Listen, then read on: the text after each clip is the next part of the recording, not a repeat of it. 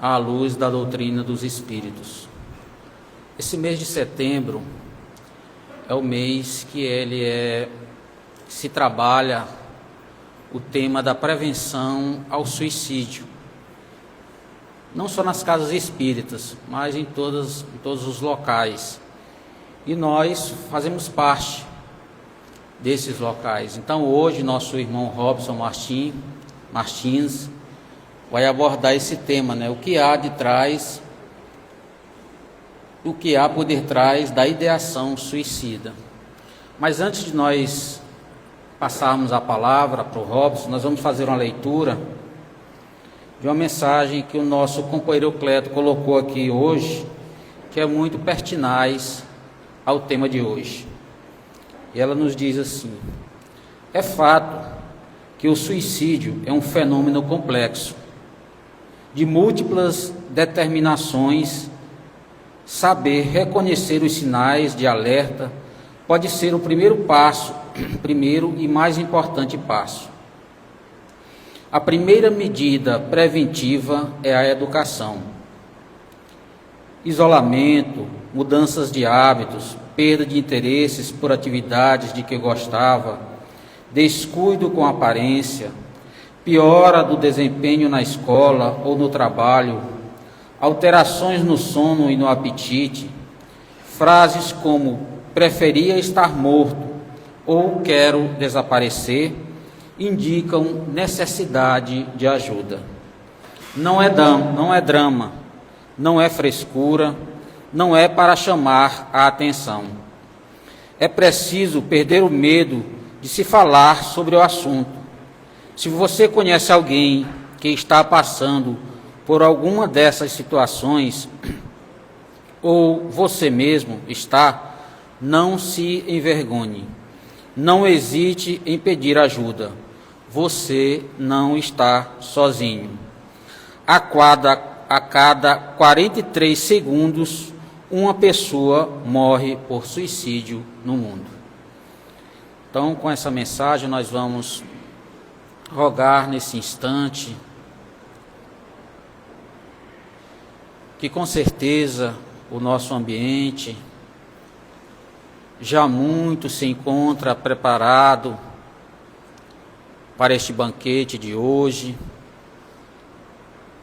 e rogando a Jesus, o Divino Mestre, que nesta noite, querido amigo, com os teus mensageiros que aqui se encontram, possamos nós que aqui estamos, encarnados e desencarnados, fazer as reflexões necessárias sobre um tema de tão grande importância, que os teus mensageiros celestes possam acolher, envolver os nossos irmãos desencarnados que vêm à nossa casa na busca da palavra que conforta, das energias que suavizam as dores, do abraço fraterno, dos pensamentos de paz e de equilíbrio.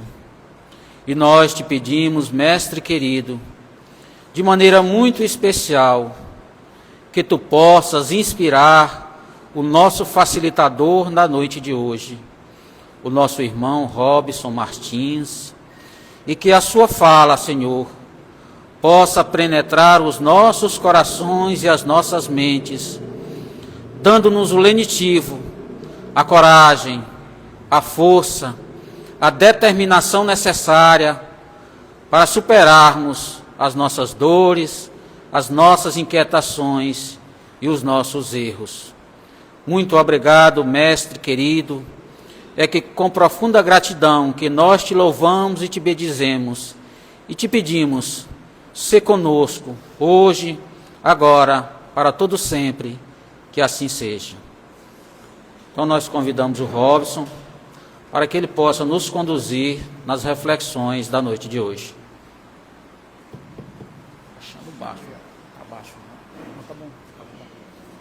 Boa noite a todos. Que a paz do Mestre Jesus nos envolva, trazendo a alegria para os nossos corações. E a temática de hoje, para muitos de nós, ainda é muito difícil de falar, né? Para muitos de nós, ainda é um tabu falar sobre suicídio, porque há diversos fatores que fazem com que falar sobre suicídio se torne difícil. Fatores como socioculturais, de religião, socioeconômicos. Então, às vezes, um irmão nosso tira a sua própria vida, ceifa a sua vida, mas fica tudo, como podemos dizer, tudo no silêncio para que ninguém fique sabendo que cometera tal ato. Então, por esta razão, falar sobre suicídio é um tabu para muitas pessoas ainda. As pessoas escondem, né? Então, as estatísticas elas não são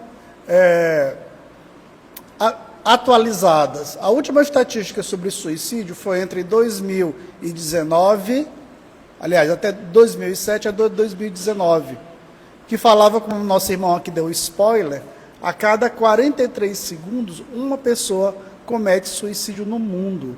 E o Brasil se encontra, até a última estatística, 8º lugar, né, dos países onde se tem um índice maior de suicídio. Então, hoje a gente vai um pouco conversar, compreender, à luz da doutrina espírita, sobre a questão do suicídio. E a temática é o que há por trás da ideação suicida. Então, eu lanço, primeiro, inicialmente, uma pergunta. Qual o maior benefício dado a nós por Deus? A resposta é bem curta: a vida. Então, esse é o nosso maior benefício, é viver, é estar vivo. E aí nós vamos compreender o porquê que Deus coloca como maior benefício para o espírito as experimentações na vida corpórea. Então, o que é que nós somos? Para a doutrina espírita, somos espíritos.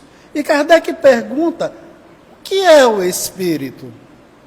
E a espiritualidade vai responder que somos seres inteligentes da criação.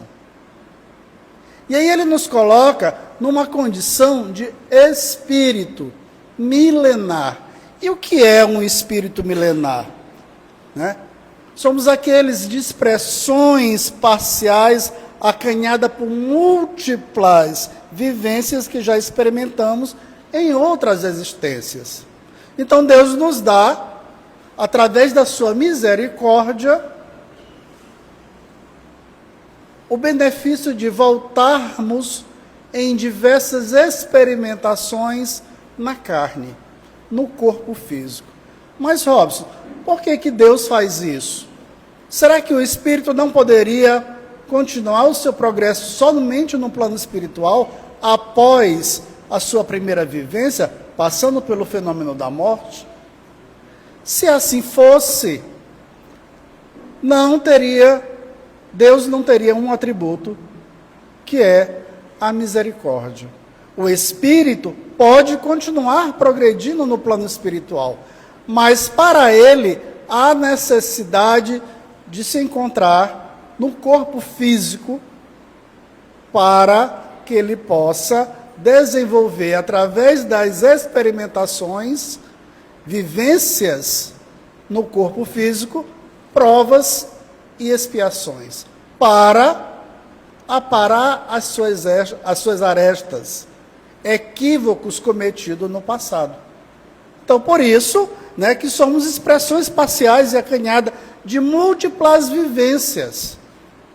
Então, nós podemos dizer que vivemos uma vez só, né? Mas nós passamos por diversas experimentações no corpo físico. E essas experimentações no corpo físico, ela vai durar para sempre? Não. À medida em que eu vou progredindo na roda das encarnações, eu vou me elevando até que não haja mais a necessidade de voltar para o corpo físico. E o espírito continua a progredir no plano espiritual. Não tem mais a necessidade de voltar para o corpo físico para passar novamente por provas e expiações, salvo se o espírito escolher voltar para ser um missionário, para passar por missões. E a Terra? O que é a Terra para nós? A Terra é uma oficina de trabalho ou hospital, onde recebemos a oportunidade de aprender, trabalhar e curar nossas enfermidades espirituais. Então veja, nós estamos destinados a um planeta de provas e expiações, onde nós, espíritos milenares, estamos temporariamente, por um determinado tempo, que cada um vai ter, né, de aprendizado, para trabalhar e para curar suas enfermidades espirituais. Quando a doutrina espírita coloca a Terra na condição de hospital, é porque ainda estamos na condição de doentes espirituais.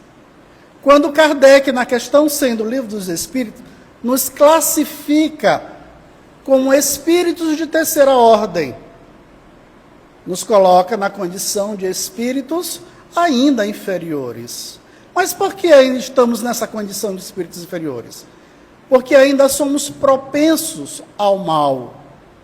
Ainda trazemos enraizado nessas diversas experimentações no corpo físico o orgulho e o egoísmo. As principais chagas que impede o homem de se desenvolver espiritualmente. Então, para isso, ele precisa o quê? Esta oportunidade de trabalho e de aprendizado, para que ele possa evoluir e sair da condição de espírito imperfeito, para se tornar um bom espírito ou um espírito bom, almejando tornar-se um espírito puro, que é um espírito na ordem de primeira classe. Então veja, a Terra é destinada para nós, e nós estamos aqui nessa condição de aprendizes, arregaçando as mangas no trabalho, que faz parte de uma lei divina, para que a gente possa trabalhar a nós mesmos, a trabalhar ainda essas dificuldades que nos colocam na condição de espírito imperfeito. Trabalhar o nosso orgulho, trabalhar o nosso egoísmo, a nossa vaidade, enfim, todas as nossas vicissitudes. E Jesus, no Sermão do Monte, vai nos colocar condições para esta elevação espiritual. Quando no Sermão do Monte ele vai colocar códigos para que nós nos tornemos felizes. Então são degraus durante essa minha escala evolutiva, onde eu vou chegar na pureza de coração. Então ele me coloca no primeiro degrau, bem-aventurados humildes. E aí ele vai selecionando cada virtude necessária para o espírito que está em aprendizado, trabalhar para conquistar essa virtude. E em cada encarnação ele vai conquistando uma virtude, conforme aquela que Jesus nos coloca para a nossa felicidade. Joana de Ângeles, no livro Conflitos Existenciais, psicografia de Divaldo Franco, diz o seguinte: o sentido da vida inteligente é ascensional, ou seja, todos nós estamos fadados a sermos felizes. Nenhum de nós vamos evoluir, nenhum de nós vamos voltar à condição de primitivos. Nós já saímos dessa condição de primitivos. Estamos na condição ainda de imperfeição, galgando degrau por degrau de vicissitudes, para que eu possa me desenvolver e subir na escala que vai atingir o cume, que vai ser a minha felicidade. E aí Joana fala mais ainda, que se logra através dos desafios existenciais. Então, essa condição ainda de imperfeição, nós vamos encontrar diversos desafios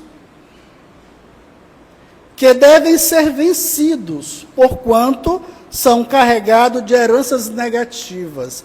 Mas que heranças negativas são essas? Se nós, quando nós adentramos ao corpo físico e nos tornamos espírito propriamente dito, a partir deste momento, eu comecei a discernir o que é o bem e o que é o mal. Na condição anterior, eu estava ainda passeando no reino animal. Ainda não tinha consciência de mim mesmo. Mas a partir do momento que eu evoluo, e aí me torno um espírito e adentro ao corpo físico, no fenômeno da reencarnação, eu começo a discernir, eu começo a era da razão. Eu já vou entender o que é o bem e o que é o mal. Eu já vou ter consciência de mim mesmo. Eu começo a ter a minha individualidade. E aí começa a minha jornada. E este começo de jornada, muitos de nós temos heranças negativas desse tempo. Esta semana eu estava assistindo um filme dos anos 80, dos anos 90, que uma pessoa se torna rainha, né? E era na época dos vikings. E aí eu vim com aquela reflexão. Poxa, se estamos passando por provas e expiações, muito provavelmente eu possa ter sido o viking. E naquela época, o que muitos de nós fazíamos? Íamos para a guerra. E na guerra, cometíamos as maiores atrocidades pela espada, para conquistar lugares, conquistar povos, conquistar cidades, derrubar governos. Então veja, Deus dá a oportunidade daquele erro cometido lá no passado, eu aparar as minhas arestas nessa atual existência. E aí eu vou galgando degrau por degrau, conquistando virtudes para que eu possa encontrar a minha felicidade. E aí Joana continua, que procedem das experiências anteriores malogradas que necessitam ser corrigidas. Então essa oportunidade é uma oportunidade de corrigendas, de corrigir os erros do passado. E aí está o atributo de Deus, que é a misericórdia. Ele nos dá a oportunidade de voltarmos. Ele nos dá a oportunidade de adentrarmos o corpo físico para o aprendizado e o trabalho de si mesmo. De se autoconhecer e trabalhar as nossas vicissitudes. Os desafios apresentam como conflitos perturbadores, que nos enfermam, que nos desorientam, que empurram para situações dolorosas, quando não direcionados com sabedoria e enfrentados com valor. Então veja, Joana fala que esses conflitos perturbadores, eles vão nos desorientar, eles vão nos empurrar para situações dolorosas. E muitos de nós não queremos trabalhar esses conflitos. E aí desistimos, porque achamos que esses conflitos é um peso que nós carregamos em nossa costa. E achamos que esse peso a gente não dá conta. Então, muitos de nós não queremos enfrentar esses desafios e desistimos no meio do caminho. E ela fala mais ainda, na raiz de todo o processo aflitivo, existe uma herança psicológica de outra existência. Então, o que nós passamos aqui, dos nossos sofrimentos, das nossas angústias, de nossas dores, são resultados das nossas vivências anteriores. Aquilo que cometemos no passado de equívocos. e que estamos aqui para corrigir, através do aprendizado e através do trabalho, num planeta que foi destinado a espíritos que têm que passar ainda por provas e expiações. Se assim não fosse, não estaríamos na Terra. Estaríamos num orbe onde só existem espíritos elevados, onde só existem espíritos que não precisam mais estar no corpo físico, que não precisam passar mais por provas, que não precisam passar mais por expiações. Chegaremos lá, porque somos fadados ao progresso. Faz parte da lei de Deus, a lei de progresso. E essa lei vai fazer com que nós possamos chegar à felicidade que Jesus nos prometera.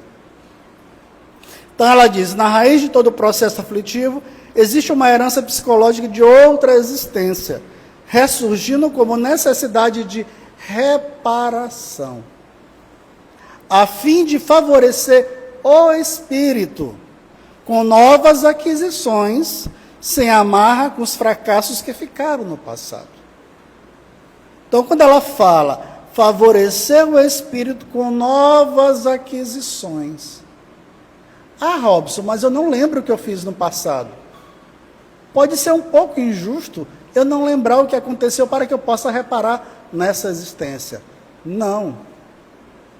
Deus nos dá o benefício do esquecimento, porque se nós lembrássemos as atrocidades que cometemos no passado, prejudicaríamos o desenvolvimento espiritual de cada um de nós no presente e no futuro.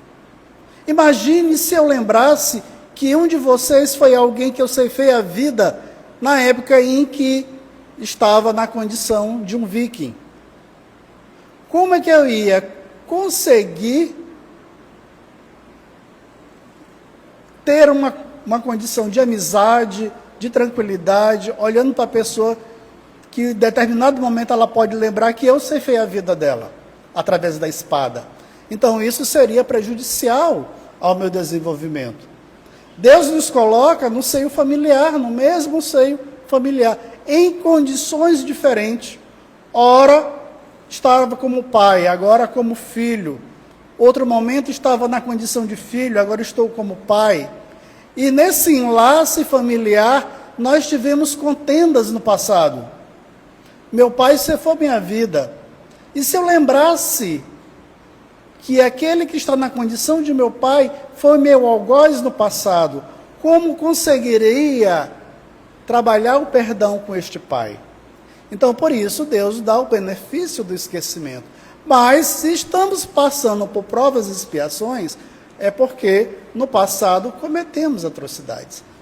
Se lá no passado não tivéssemos cometido atrocidades, estávamos num mundo melhor, numa condição melhor, não na condição de perfeição, mas na condição de um espírito bom, de um espírito mais elevado.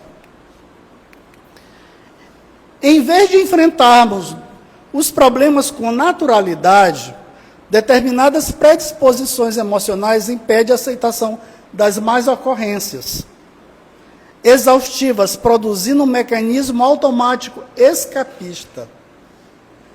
E para a temática de hoje, que mecanismo escapista é este? Ceifar a vida. Por quê? Não conseguimos enfrentar os problemas.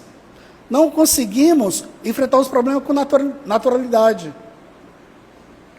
E o propenso ao suicídio, ele não quer, muitas vezes, se matar. Ele não quer ceifar sua vida. Ele quer o quê? Acabar com o problema. Ele quer acabar com o problema que ele está passando. E quando ele percebe vivo, aí vem o arrependimento. Aí vem as perturbações espirituais. Porque ele achava que ceifando a vida, tudo ia acabar. Ele não ia mais ter problemas, né? E na hora ele se vê no plano espiritual vivo novamente. E aí acarretou mais débitos, mais sofrimentos para a sua vida. Então é isso que nós vamos compreender melhor mais à frente. mediante o qual parece livrar-se da dificuldade quando apenas os posterga. Vou deixar isso para depois, vou resolver isso numa outra existência. Já que eu venho de novo, eu vou deixar para resolver esses problemas numa outra existência. Né? Então, nós postergamos isso. Ignorar a responsabilidade de forma alguma anula. Então, ignorar o problema não quer dizer que vai anular, o problema vai acabar. Ele vai continuar. Eu estou com um problema que eu acho que eu não consigo mais resolver, que a única maneira que eu penso em resolver é tirar a minha vida. Aí eu chego no plano espiritual e me vejo novamente vivo. Né? Então eu ignorei a minha responsabilidade. E não vai anular o problema. Vai aumentar cada vez mais o problema. Mais ainda. Porque você vai ter mais débitos a serem resolvidos no futuro. Pelo contrário, apenas transfere um tempo em tempo para o futuro, enfrentamentos inevitáveis em situações aflitivas pelo impositivo da reencarnação. Quais são as causas dos conflitos existenciais? São diversos, inúmeras causas, mas eu peguei as principais que a gente pode trabalhar em cima delas. Emocional. Uma das causas, né, dos conflitos existenciais é o emocional. É o desgoverno das nossas emoções. É não saber trabalhar com as nossas emoções. O predomínio das nossas paixões, porque ainda estamos enraizados no orgulho e no egoísmo. E não sabemos lidar para trabalhar com esse egoísmo e trabalhar esse orgulho, né? Outra causa, a psicológica, é o desassossego íntimo da alma. O espírito quer se libertar do corpo. Ele sente o corpo como uma prisão, pela necessidade de ele estar no corpo físico, mas ele quer se livrar, ele quer se sentir livre, e aí ele fica desassossegado, né? É o desassossego íntimo da alma. Por isso, é um dos fatores, né, dos conflitos existenciais que nós possuímos. Espiritual, são as nossas obsessões externas e internas. Porque muitos de nós pensamos que a obsessão se dá somente do mundo espiritual para o mundo carnal.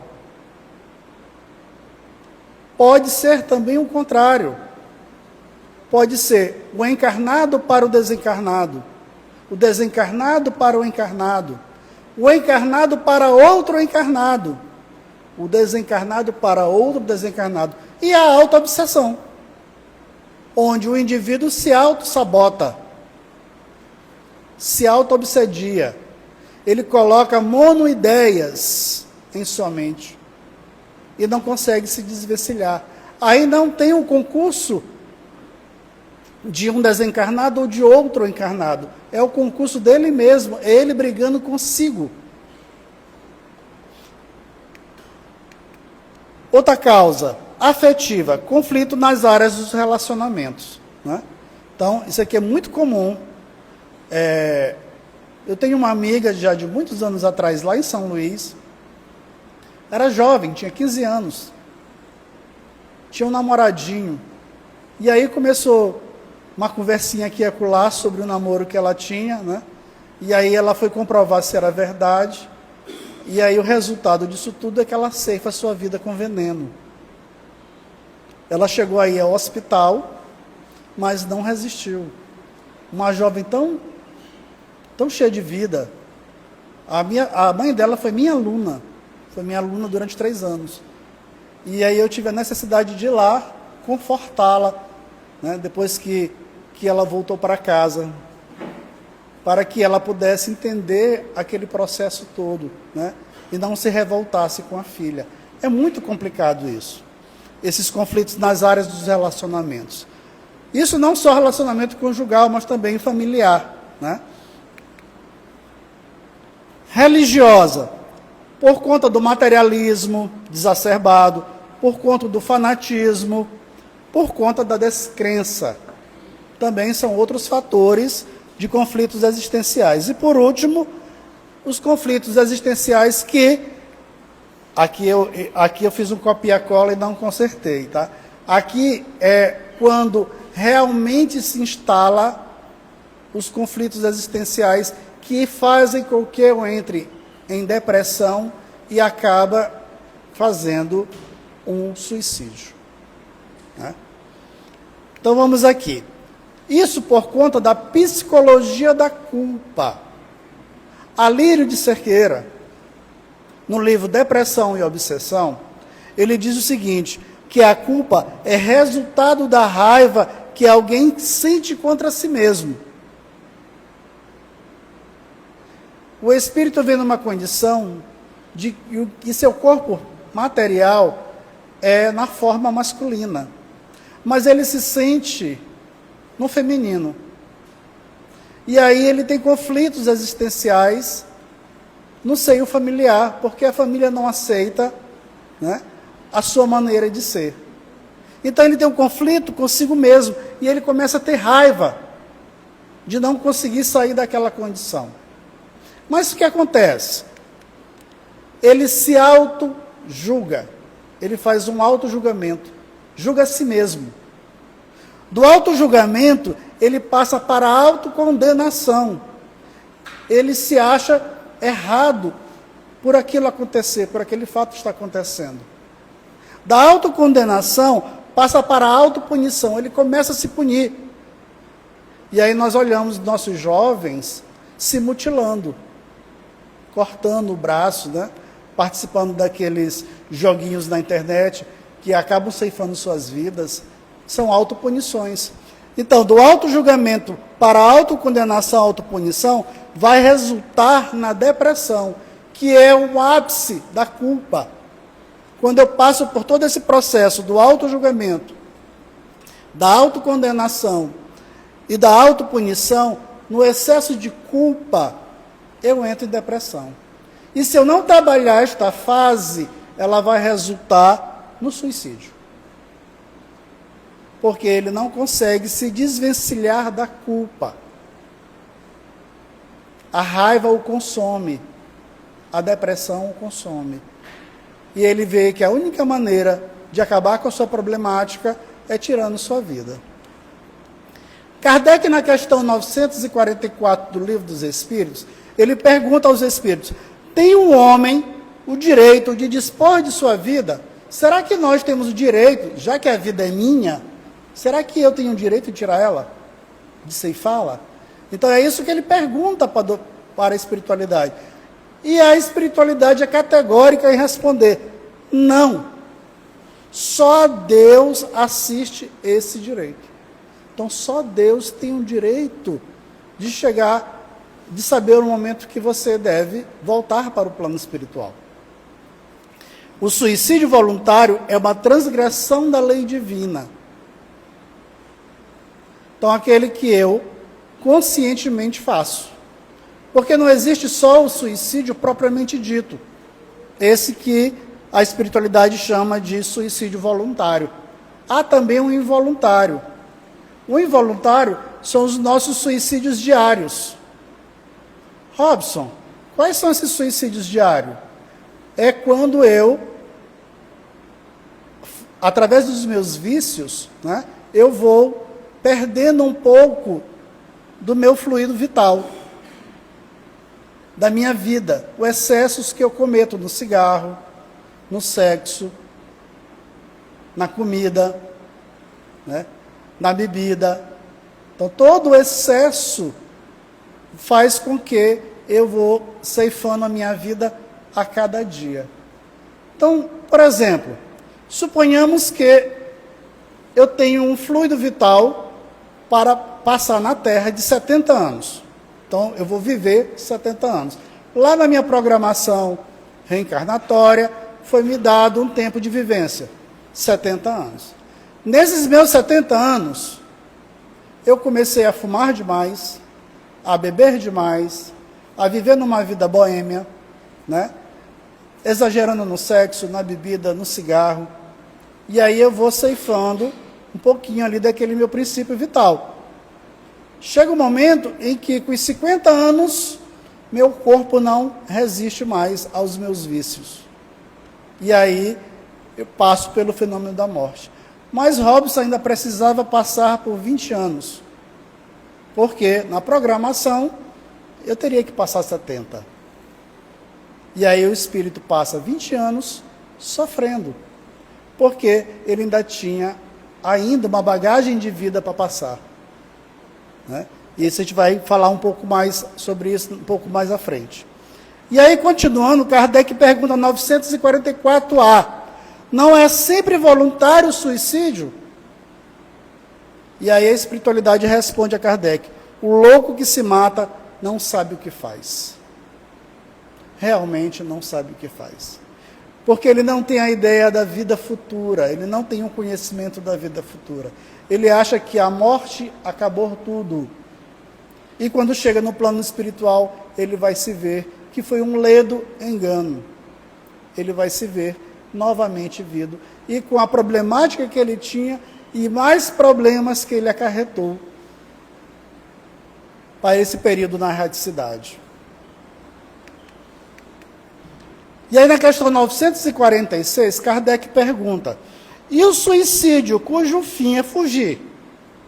Aquele que o comete as misérias e decepções deste mundo. E o que a espiritualidade responde a Kardec? Pobres espíritos, que não têm a coragem de suportar as misérias da existência.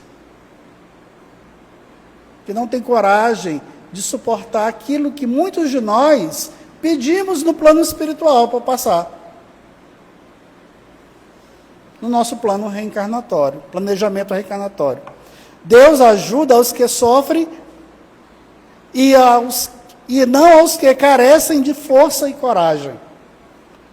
As tribulações da vida são provas e expiações que o espírito tem que passar. Felizes os que as suportam sem se queixar, porque serão recompensados. Então, felizes é aqueles que passam pela indulgência, né? Que sofrem, sabem que sofrem, mas não ficam murmurando pelo sofrimento. Passam por ele como um aprendizado, passam por ele trabalhando a si próprio, se autoconhecendo, buscando trabalhar suas vicissitudes, buscando agariar virtudes. Mas fora isso, o que a gente faz? A gente não tem coragem de suportar os problemas, o peso que nós achamos que não possamos carregar. Oi.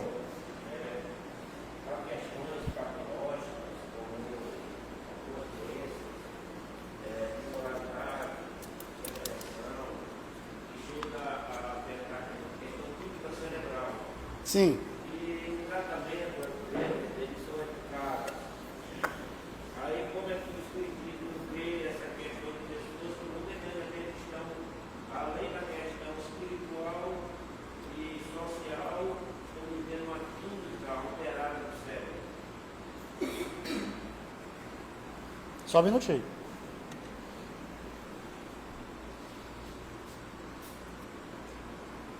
Nós passamos o que aqui?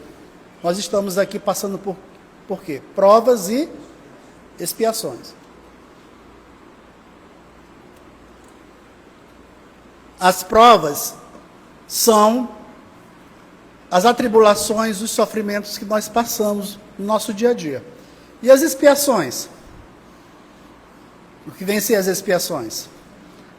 Expiar é tratar aquilo que você cometeu contra si mesmo. Por exemplo, o que eu vou falar aqui não é via de regra, tá? Cada caso é um caso. Não quer dizer que todos que fazem isso vai acontecer desta forma com ele. Não.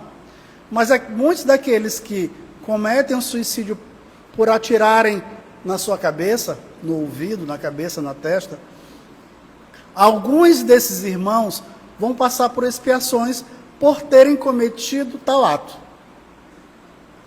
Né? E eles vão perecer no corpo físico para que esse corpo físico, o corpo espiritual, possa se regenerar nesta encarnação. Eu ficava me questionando, quando não espírita era, e quando não tinha esse conhecimento, quando eu olhava uma criança que não tinha os movimentos do corpo, né? Tinha um problema cerebral, vivia numa cadeira de roda. Eu ficava perguntando, por que que Deus permite isso? Uma criança tão pequena, acontecer isso com ela, né? Ela vinha para o mundo já, a família sofrendo, ele sofrendo tal doença. E eu me questionava o porquê. E aí, quando eu comecei a estudar a doutrina espírita, um pouco mais de 30 anos atrás, eu comecei estudando pelo ERD, o Estudo Sistematizado da Doutrina Espírita, que aqui na casa começou esta semana o curso. Já faço propaganda para quem quiser estudar. Eu comecei pelo ERD, entrei pela porta do ERD. E aí eu comecei a estudar Livro dos Espíritos. E eu, quando era criança, eu era muito questionador. E as religiões por onde passei, eu sempre questionava os sacerdotes das religiões por onde passei. E muitos delas não me davam respostas plausíveis. Algumas saíam pela tangente, dizendo, é mistério de Deus. Outros diziam que era mistério do Espírito Santo. E ficava na condição do mistério. E quando eu entrei na doutrina espírita e comecei a estudar através do ERD, que é o Estudo Sistematizado da Doutrina Espírita, onde você vai estudar o conhecimento da doutrina desde o começo, desde quando Kardec teve os primeiros contatos com os espíritos, quando ele começou a codificar a doutrina, né, e passa por toda a codificação, nos 5 módulos do ERD. E aí eu comecei a compreender o que era reencarnação, o que era expiação, o que era provas. E aí comecei a compreender porque aquela criança veio daquela forma. E eu trabalhava lá em São Luís, antes de vir para cá, para a Imperatriz, numa clínica, numa policlínica. E eu via muita criança encefalo, né, com problema, a cabeça mais reduzida ainda, sem os movimentos do corpo. E a vontade que eu tinha, imensa, de dizer para a mãe de cada criança daquela, é que ela desse muito amor àquela criança. Porque na minha cabeça eu já sei que possivelmente aquela criança foi um potencial suicida no passado. E veio naquela condição para reprogramar seu corpo espiritual. Para as próximas encarnações, ele voltar com o corpo espiritual perfeitamente, né? Perfeito. Então, a prova e expiações. Isso não quer dizer que é uma regra geral. Há casos e há casos, tá? Então, só para a gente ir avançando, porque o tempo urge, e a Sapucaí é grande, né? Toda vez que se tenta evitar o esforço e luta, opera-se em sentido contrário às leis da vida. Então, toda vez que a gente nega aquilo que nós, muito de nós, pedimos para passar. Olha, lá no passado eu fui viking. Eu matava pessoas pela espada. Eu decepava cabeças. Por favor, eu quero voltar para o corpo físico. Nesse corpo físico eu quero trabalhar isso, isso, isso e aquilo. Deus permite que eu volte. Me dá a oportunidade de eu fazer o que eu pedi no meu planejamento reencarnatório. Mas chega aqui, eu vejo que a luta é árdua. Eu vejo que o esforço e a luta não é para mim. Não é para esta encarnação ainda. Eu desisto, não quero trabalhar, não quero me esforçar. Então isso acontece com muitos de nós. E nós desistimos no meio do caminho. Protelamos, porque quando nós temos o entendimento da vida futura, a gente já vai pensar diferente. Se eu fizer isso nessa existência, eu vou acarretar mais sofrimentos na minha vida futura. Mais sofrimentos no período que eu estiver na erraticidade. Vou passar muito mais tempo para me equilibrar e continuar a minha jornada na busca da minha felicidade. E aí ele diz assim, opera-se em sentido contrário à lei da vida que impõe movimento e ação como recurso de crescimento psicológico, moral e intelectual e espiritual. Ninguém cresce ou se desenvolve em estado de paralisia. Então ficar aqui esperando que as coisas aconteçam de braço cruzado, Não vai acontecer. Eu tenho que trabalhar. Eu tenho que buscar. Eu tenho que buscar trabalhar a mim mesmo. Ah, eu sou impaciente demais, eu não aguento ninguém, não gosto de pessoas. Não tenho paciência com ninguém. Já observo no meu autoconhecimento que eu preciso trabalhar a paciência. Então eu vou ter que trabalhar para desenvolver a paciência. Aí na minha luta, no meu esforço diário de trabalho, ali, eu já estou suportando o Roberto. Já consigo falar com ele. Já consigo me aproximar perto dele, né? Hoje ele já bate no meu ombro, eu já bato no ombro dele, de boa. Já estou a minha luta, o meu esforço ali de trabalhar a paciência com ele, eu estou vencendo aos poucos. Já estou conseguindo uma virtude, que é a virtude da paciência. Venho numa encarnação seguinte, trabalhar o perdão. Não consigo perdoar quem me ofende. Não consigo perdoar quem fala mal de mim. Não consigo perdoar aquele que fofoca meu nome por aí. Aí quem faz isso, eu vou buscar trabalhar, compreender esta pessoa. Trabalhar o perdão com ela. Aí eu vou ganhar mais uma virtude. E aí eu vou sucessivamente, né, subindo degrau por degrau de virtudes até alcançar a minha felicidade. Aí eu não passo mais por provas e expiações. Por quê? Porque eu não tenho mais orgulho nem egoísmo dentro de mim. Não sou mais propenso ao mal. Então eu não tenho mais a necessidade de expiar nem passar por provas. E aí eu vou trabalhar para chegar na condição de espírito puro. Essa é a nossa jornada. Continuando.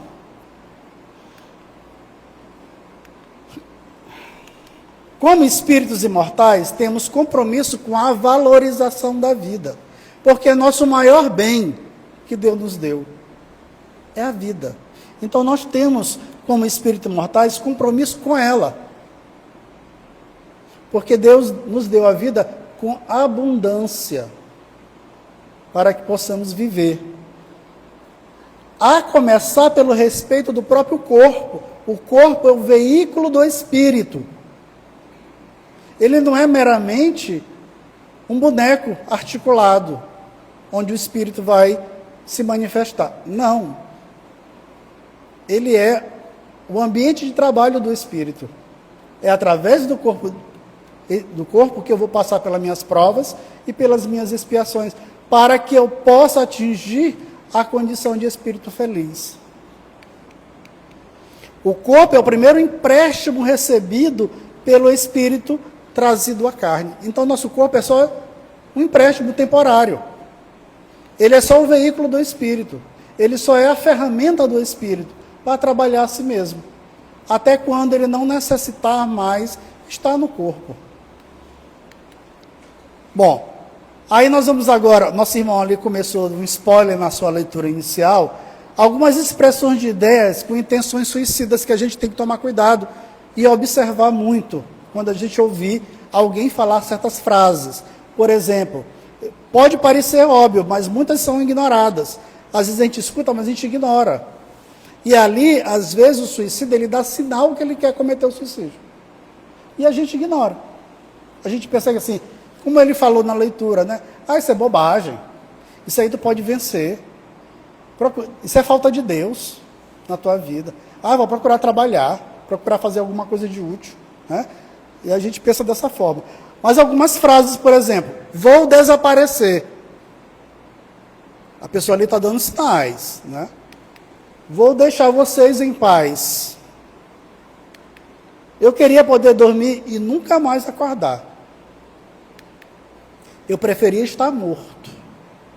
Então são frases que são gatilhos, que a gente tem que perceber que possivelmente é alguém que está com uma ideação suicida. E ele dá alertas, né? Essas alertas aí. Eu sou perdedor, eu sou um peso para os outros. Então ele se acha que ele incomoda todo mundo, que ele é um peso para todo mundo, né? E ele fala essas coisas. A gente tem que se ambientar nesses momentos em que a gente ouve essas frases.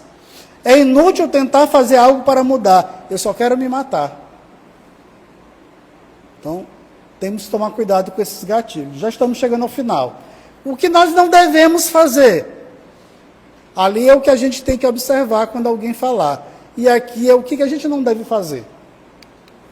Não condenar ou julgar. Né?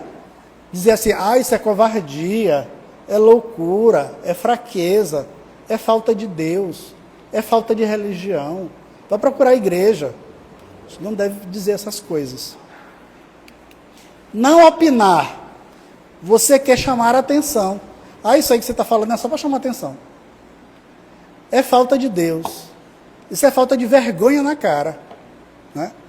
Então são coisas que a gente não deve fazer. Não banalizar. É por isso que quer morrer. Já passei por coisas bem piores e não me matei. A gente está banalizando ali uma ideação suicida. Né? Frases que o irmão está dando, gatilhos que ele está dando para a gente e a gente não está observando. E a gente começa a julgar, começa a opinar, né? Começa a banalizar. Não dá sermão. Tantas pessoas com problemas mais sérios que o seu. Siga em frente. Tu acha que teu problema é maior do que os outros? Não. Segue em frente. Né? Então, dessa maneira que a gente deve acolher um irmão que começa a dar gatilhos na intenção de tirar sua vida. Consequências para o espírito. A terrível constatação: o suicida não alcançou o seu intento. Ele tenta acabar com o problema. Ele não quer se matar, ele quer acabar com o problema. Chega no mundo espiritual, ele se encontra vivo. Continua vivo, continua a existir, sentir e sofrer. Então, tudo aquilo que ele sentia, ele vai continuar sentindo. E muito mais, por ter cometido o suicídio. Arrependimento. Percebe que continua vivo e cristaliza o sentimento de culpa. Ele se sente culpado. Ele se vê várias vezes ali cometendo o ato do suicídio. Se for um irmão que se jogou de um prédio, ele vai olhar todas as vezes ele caindo do prédio no chão. Várias e várias vezes, como se fosse um disco arranhado, né? Que a ponteira do disco de vinil ali vai voltando para o lugar que está arranhado.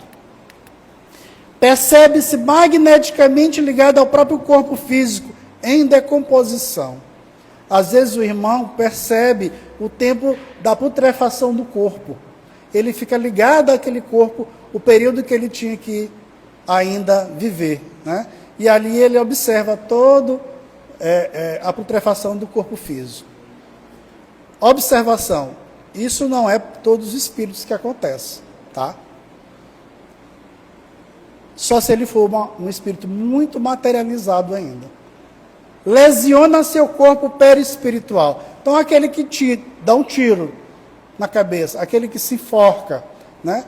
Aquele que toma ácido, ele está lesionando não só o seu corpo material, como também está lesionando o seu corpo perispiritual. Sempre há caminhos e soluções para os momentos de dificuldade e de impasses existenciais, e devem ser procurados e valorizados os apoios de profissionais especializados, não somente a casa espírita ou uma casa de oração, mas aliar o tratamento espiritual com um tratamento de um especialista na medicina convencional. Além das contribuições da natureza espiritual ou religiosa. E aí Haroldo traz algumas frases que nos incentivam muito, né? Você não está sozinho. Então nós não estamos sozinhos. Não estamos em uma caminhada individual. Todos estamos juntos, na mesma caminhada. Todos aqui estão buscando a sua felicidade. Estão caminhando lado a lado para sermos felizes. Estamos no mesmo barco. Olhe para o lado. Então todos nós estamos na mesma situação, no mesmo caminhar de evolução. Olhe para o lado. Esse que está do seu lado está com o mesmo problema que você. Necessita tanto de você quanto você necessita dele. Busque o poder da solidariedade, ter um coração ao lado do seu. Então busque aquele que você possa conversar. Busque aquele que possa tirar seu tempo para lhe ouvir. né? E lhe dar bons conselhos. E aí vamos lembrar um momento de Jesus com seus apóstolos, em que ele estava num barco, deitadinho lá, quietinho, né? No fundo do barco lá, com o seu travesseiro na cabeça, e começa a ter uma tempestade. E os seus apóstolos ali, tudo apavorados, por conta daquela tempestade. E vai chamar Jesus: mestre, mestre, você não está vendo o que está acontecendo? Então vamos relembrar essa passagem que está em Marcos, no capítulo 4, no versículo 35 e 39. Ele estava na popa dormindo sobre uma almofada, e despertaram-no, dizendo: mestre, não te importa que pereçamos? E ele, despertando, repreendeu o vento e disse ao mar: cala-te, aquieta-te. E o vento se aquietou e houve grande bonança. Então veja, vamos lembrar que Jesus está no leme. Não há tempestade que Jesus não possa abrandar. Não há problema que estejamos passando que não possa ser amenizado pelo amor de Deus, pelo amor de Jesus. Não há mar revolto em nossas vidas que Jesus não possa acalentar o nosso coração. Não há dificuldade que estejamos passando, prova ou expiação que estejamos passando, que Jesus não está conosco, nos observando e nos acalentando. E aí lembremos da mensagem do Cristo, quando ele diz: vinde a mim, todos vós que estão cansados, oprimidos e sobrecarregados, que eu vos aliviarei. Tomai sobre vós meu jugo e aprendei de mim, que sou manso e humilde de coração, e encontrareis descanso para a vossa alma, porque o meu jugo é suave e meu fardo é leve.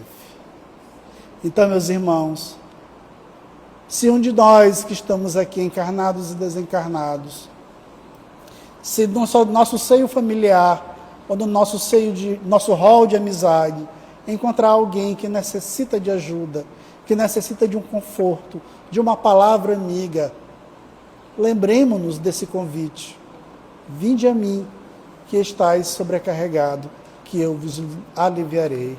Então, gratidão por esse momento salutar, né, dessa oportunidade que Jesus nos coloca nesse momento, desse aprendizado do Evangelho de Jesus, não é meu, né, é de Jesus. Então, viver é a melhor opção. Viva a vida. Muito obrigado a todos.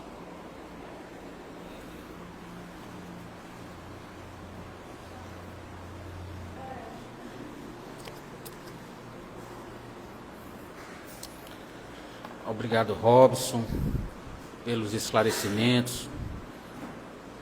Que nós possamos fazer as nossas profundas reflexões sobre o tema e sobre como podemos ajudar aqueles que passam por momentos difíceis.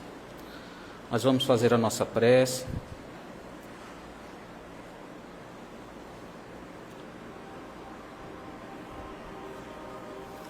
Fechemos os nossos olhos e nos deixemos envolver pelas energias amorosas que vertem do alto nesse instante, das mãos dadivosas de benfeitores amigos, trabalhadores do bem. Mãe Santíssima, nós que aqui viemos nesta noite de hoje, em busca, Mãe, do amparo, do consolo, do esclarecimento, porque somos, Mãe querida, eternos aprendizes, e muitas vezes já saímos do corpo físico pela porta falsa do suicídio. Por isso, Mãe querida, nós te rogamos nesta noite, toma de nós em tuas mãos, toma das nossas energias e dos nossos melhores pensamentos, que trabalhados por mãos amigas, por médicos, por enfermeiros do plano maior, possam envolver a tantos corações que aqui vieram na noite de hoje, Senhor, trazendo momentos de paz, de conforto, de amparo, de acolhimento, que essas mentes, muitas delas perturbadas pelo momento difícil, possam nesse instante, Mãe querida, ser conduzidos ao sono e encaminhados aos hospitais, às escolas, aos abrigos, onde possam, Mãe, dar continuidade ao tratamento que aqui se inicia.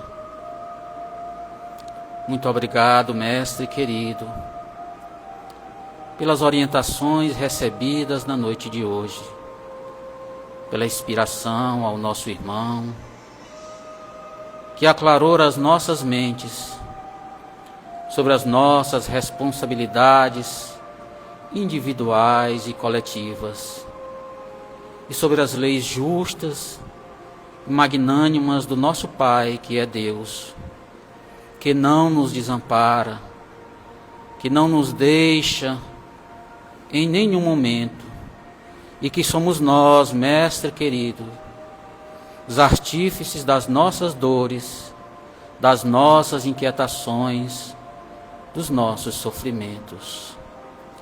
É assim, Mestre querido, com os corações alegres, com profunda gratidão pela noite de hoje, que nós te pedimos as bênçãos e a permissão para darmos por interrompido a primeira parte dos nossos trabalhos.